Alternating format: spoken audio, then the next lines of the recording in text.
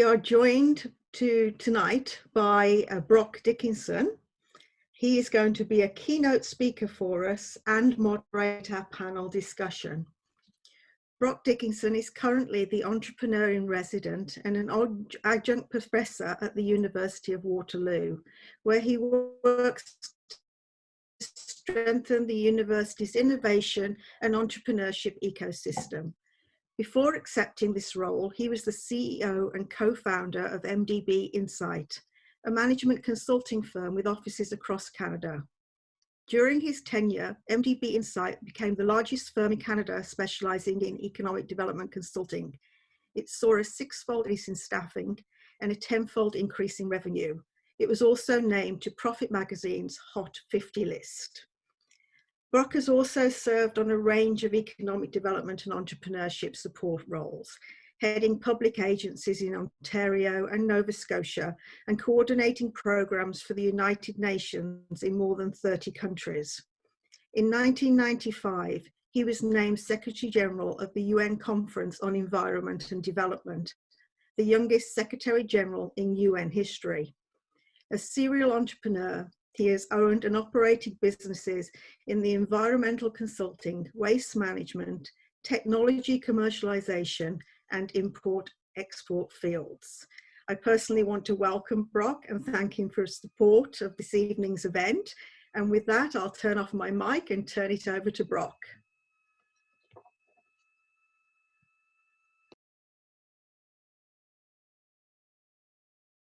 Thank you very much, Wendy. I'm doing my best here to pull up the share screen function, and I really appreciate the kind words of introduction. I always say that the #1 lesson out of going through your bio like that is learning that you've never really been able to hold a job. So I appreciate the kind words, but hopefully I'll be able to pull together some ideas and some lessons and some insights from that wide range of experiences as we think a little bit about the issues of what we're facing in 2020 in the context of tonight's Leaders Forum. And I do want to acknowledge that I'm here amongst a really dynamic group of community leaders, and I'm looking forward to having a full discussion with them and putting some questions to them in just a few minutes' time. But I've been asked to start this evening by talking a little bit about some of the economic development opportunities that communities like Maple Ridge see in front of them. And because it's 2020, we can't talk about any of these kinds of opportunities and issues without really reflecting on this strange pandemic related environment that we're in. And so I do want to start by talking about the pandemic and thinking about how we begin to look towards recovery and what that starts to look like. And as a theme to sort of underpin that, I've chosen this idea of acceleration. And it's that notion that we're speeding into something new and something different as the new year arrives that I really want to build on. Having said that, it's important to start by looking back. And we know as Canadians, as people living in individual communities struggling with this pandemic, that we are in the midst of a second wave of COVID-19. There's something that has happened that has changed over the last 6 or 8 weeks that has really put us in an interesting position. And we can look at the data. Around the world, we're seeing the evidence of this second wave, this rising number of cases of COVID-19, the daily case rate sort of jumping dramatically over the last few weeks. And that's certainly been the case in Canada. We see an initial wave early on in the pandemic that has turned into this much larger second wave that we're now facing. And although things are bad here, we can look to other nations, other jurisdictions, our neighbors to the south, and we can see that the danger signs are significant, that there are real challenges that real people and real communities are facing. And as we sort of think about the rise in caseloads, there's no question that this colors all of the discussions that we have. And as we think about recovery and opportunities, it's important that we not be very Pollyanna-ish about this, that we really sort of think about a realistic context for addressing these kinds of concerns and issues.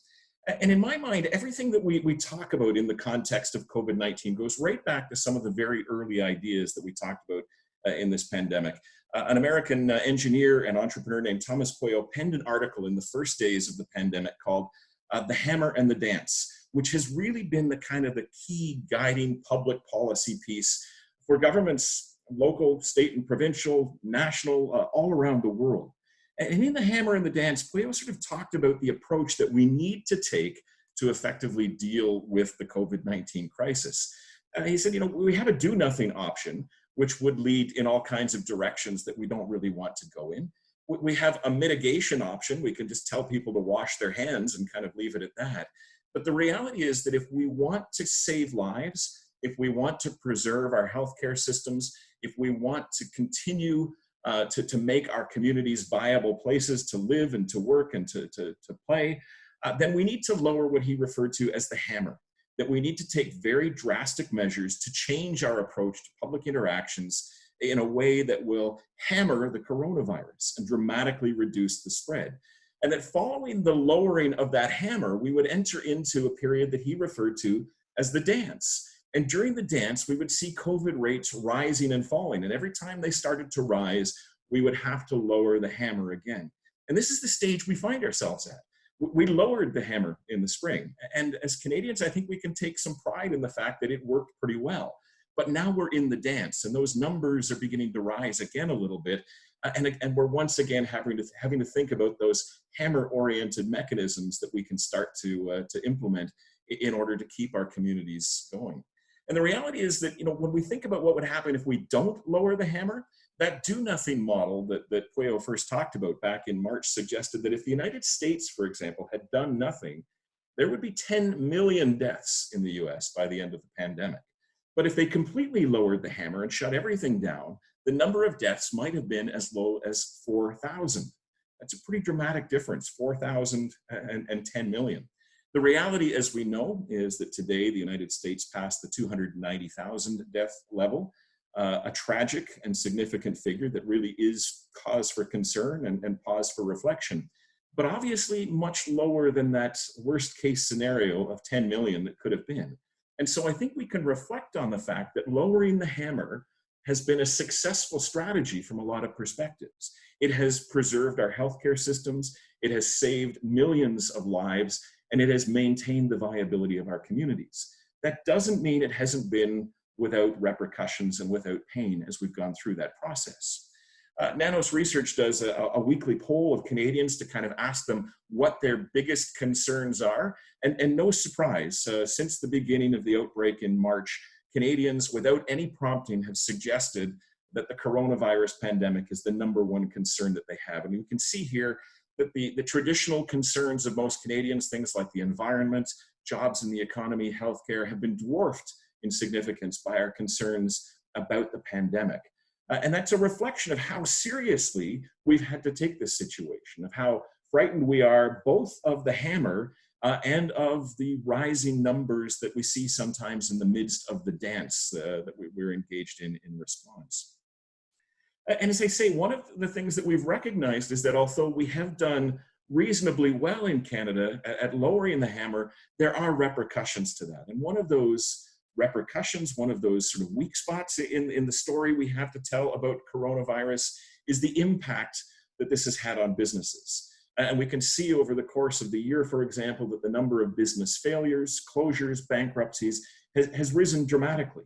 And there's no question that business owners and business operators are amongst those who have suffered as a result of this particular coronavirus epidemic. And we can see certain industries having been hammered in particular. The tourism sector, for example, as a sector of the economy that has been almost destroyed by this particular outbreak.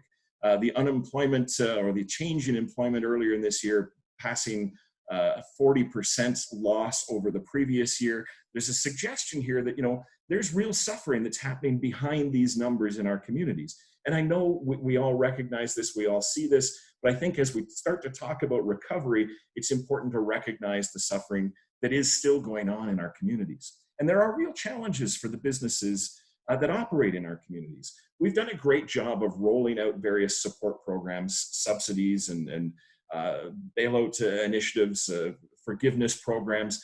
The reality is that many businesses have tapped into those early on in the pandemic, and there's a declining range of support structures that are available for those businesses to tap into at this stage.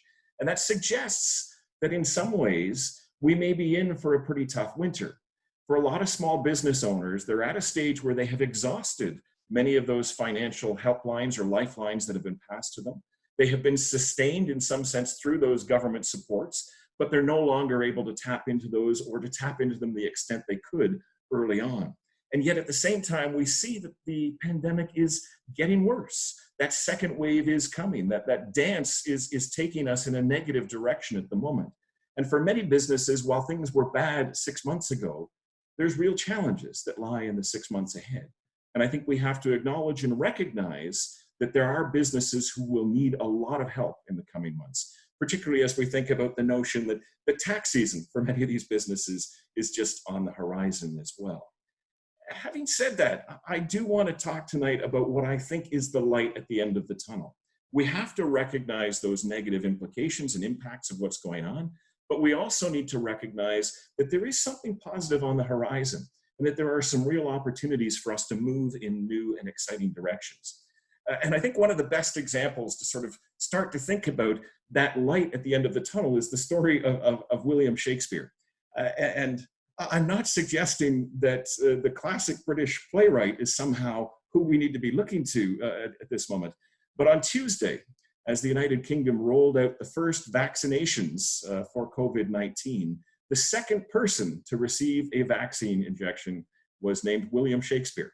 And so there is this sense that, although there are some dark times ahead, we've already begun to see the beginning of the end of the pandemic. It will take some time to roll out a global vaccine program to defeat this virus, but there's a sense that we have now begun. This is not something we're saying is going to happen, a month or 2 months or 3 months from now. This is something that started a few days ago, and that's a very positive sign. I think that one of the things we can also reflect on is that there have been some businesses that have done reasonably well during the pandemic. We think of, those distillers that shifted to things like manufacturing hand sanitizers, or the way that platforms that allowed for distribution of goods through technology, such as Skip the Dishes or Amazon. We've seen sort of lots of examples of businesses that have done well out of the changing environment. And certainly lots of companies that shifted into PPE production have been able to do well in this case. And it's important that we recognize that there were some firms that did well, but the vast majority of companies are not in those spaces. And so we need to think very specifically about what it is that we're looking at, where we're headed when it comes to recovery. What will recovery look like, and how at the local level can we really start to put the pieces in place to speed or facilitate or accelerate that recovery? Now, economists love to talk about recoveries. This is something that every few years, if we have a recession or something, we kind of reflect on what a recovery might look like. And one of the hobbies of the last few months has been trying to predict what the shape of this recovery will be. What letter of the alphabet or what sort of graphic will this recovery be like? Some economists have suggested that we might be looking at a V-shaped recovery, in which we had a rapid decline and we're going to have a rapid exit from the downturn. This is much like the recession that North America faced in the 1950s. And so there's this sense that maybe the recovery will be V-shaped and very, very quick. And we can all sort of hope and look forward to that. Others fret that we might have a U-shaped recovery, in which our downturn lasts longer than we would like before we get to a real recovery. This would be very similar to what we experienced in the recession of the 1970s. Others fret about the notion of an L-shaped recovery, that we had a substantial downturn and we never really get to a strong recovery, similar to what the North American economy went through in the 1990s. I think by and large, we're starting to recognize that one of the realities of this recovery that we're likely to enter into in 2021 is that it will be a K-shaped recovery, that there will be some industries that continue to suffer for an extended period of time. And we can think of the travel and tourism sector, the hospitality sector, food services, but there are other industries that will be able to accelerate out of this recession, out of this downturn in fairly good time. And that those industries, sectors like retail to some extent, software services, technology-driven businesses, maybe manufacturing, that there will be a fairly dramatic recovery there. And so as we think about what's going to happen in our community, we have to start to recognize that a K-shaped recovery means that our recovery strategies cannot be one size fits all. the businesses in our community are going to have very different needs. Some of them are going to be struggling for another 3, 6, 9, 12 months. Others may bounce back from this very quickly. And the solutions, the assistance, the supports that we put in place need to recognize that the experiences of many of our businesses will be very different from each other. There are likely to be high levels of business failure within some sectors, but acceleration out of this downturn is possible within others. And that's the notion that I really want to sort of pick up on as we think about where we need to go next, is this idea of acceleration. And we might not think about it that much, but you know, we're all kind of familiar with how acceleration has played out in this downturn. Every time I go onto one of these Zoom calls, or we have some sort of a WebEx meeting or something like that, I'm reminded of watching The Muppet Show and the great sort of wall of faces that sort of appears at the beginning or the end of the show. It feels like we have spent 9 months in our basements or our living rooms kind of interacting with each other through these giant panels of faces. But there's actually an interesting sort of process behind that, and that's the reality that tools like Zoom have mushroomed in their use over the course of the pandemic. So here we see, for example, early on in the pandemic, increased interest in Zoom. We can start to track the way in which people began to search for more information on Zoom via Google and other search engines. We can see this dramatic takeoff in interest. That was soon followed by a dramatic increase in sales.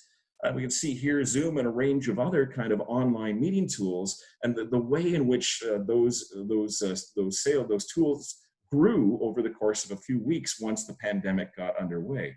And of course, that sales growth immediately led to rapid increase in stock values and the overall values of some of these companies. And I start with this example not because we're all going to have a Zoom success in our own communities, but in the sense that if we think about it, we recognize that in some ways, this pandemic has accelerated certain kinds of behaviors. So tools like Zoom have been available for years. We've had access to these for quite a while. We just didn't use them a whole lot until the pandemic hit. And part of what the pandemic did was to accelerate the rate of adoption of these tools. That although they'd been available for a while, they weren't necessary. Once they became necessary, their growth accelerated. Their growth grew exponentially over the course of the pandemic period this year. And so one of the things that we see is that in some ways, this pandemic has accelerated certain kinds of trends, and that some of those trends tell us about the opportunities that are likely to exist in our communities in 2021 and beyond. And so, for example, we've seen a pretty dramatic acceleration of the use of e-commerce platforms. And one of the sort of the key strategies that many communities have focused on through the pandemic has been to assist their local businesses, their Main Street mom and pop businesses, in developing online platforms to allow them to continue retailing in the midst of the coronavirus. This is a trend that's likely to continue and to accelerate coming out of the coronavirus epidemic as well. We can see this across a whole range of platforms. Here's some sales data coming out of eBay, for example. We can see that in the first couple of quarters of this year, sales of merchandise on eBay grew faster than at any other point in the history of the company. Now, of course, we know that the pandemic's had some impacts on retailing specifically, and that e-commerce is only sort of one piece of that puzzle. And there's no question that we can look at sectors that have suffered financially as a result of the pandemic. We've seen substantial year-over-year declines in the sales of lots of different retailers. Data here from the United Nations, for example, shows that at the end of October, we were seeing some pretty substantial declines in a number of industries. But data also shows that there have been some sectors that have actually grown, have accelerated as a result of the pandemic environment. And so we can see on this chart, with data from IBM, a number of sectors where the blue suggests that there's actually been positive year-over-year growth in retail sales. And so if we start to study this data, it tells us about the kinds of retailing and the kinds of opportunities that might begin to exist in a recovery-oriented economy. We can also kind of look at the shift to online shopping and get a sense of what kinds of products have moved online faster than others. What sectors of the economy have accelerated into that online space before others? And so for local retailers who might be sort of thinking about how much do I invest in my bricks and mortar operation versus my online operation, this kind of information can be really helpful in terms of thinking about what 2021 will look like. And similarly, we've seen some really interesting data start to emerge on changes in consumer behaviors generally. People shop and spend money differently since the pandemic arrived than they did before. And one of the things we see, for example, is what is referred to here as a shock to loyalty.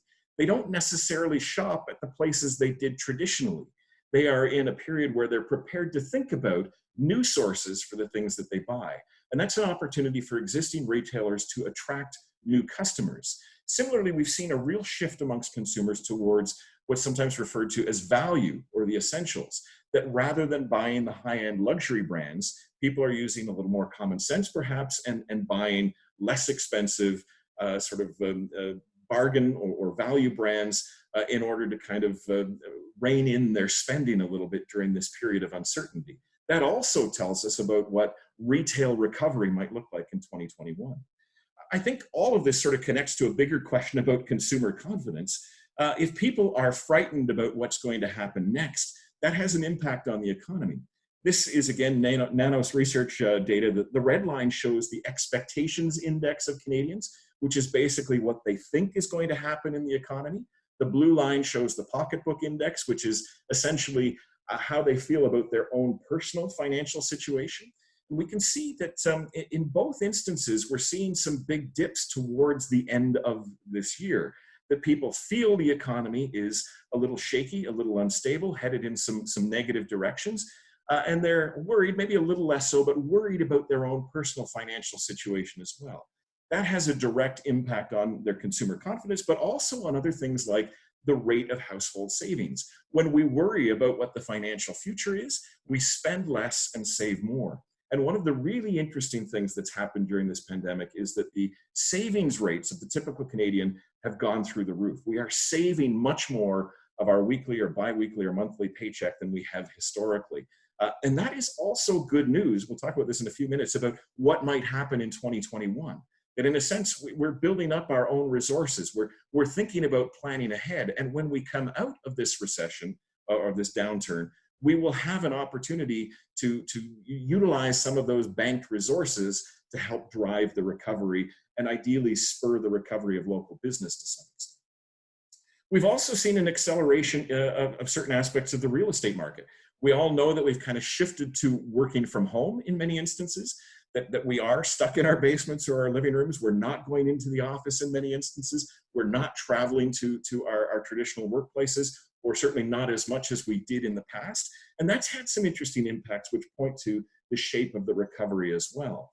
A really interesting study out of Stanford University a few years ago found that home-based workers are actually more productive than workers in traditional offices. They're about 13% more productive. And this shutdown, this lockdown where we've all had to kind of spend our time working from home, has demonstrated to many employers in our communities that home-based model does work and that they can sustain their businesses viably with their employees at home.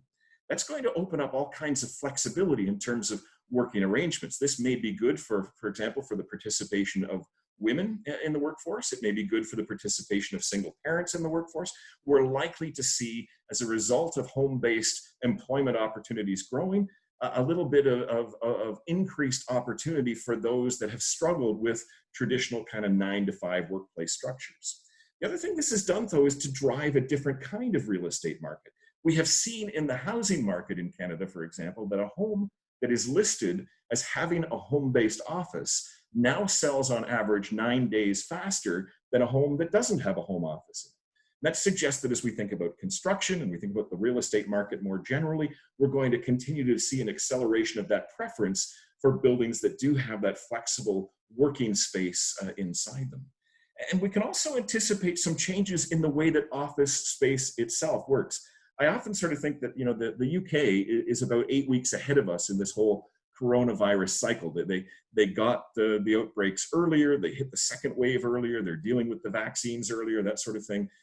So it's interesting to study data coming out of the UK.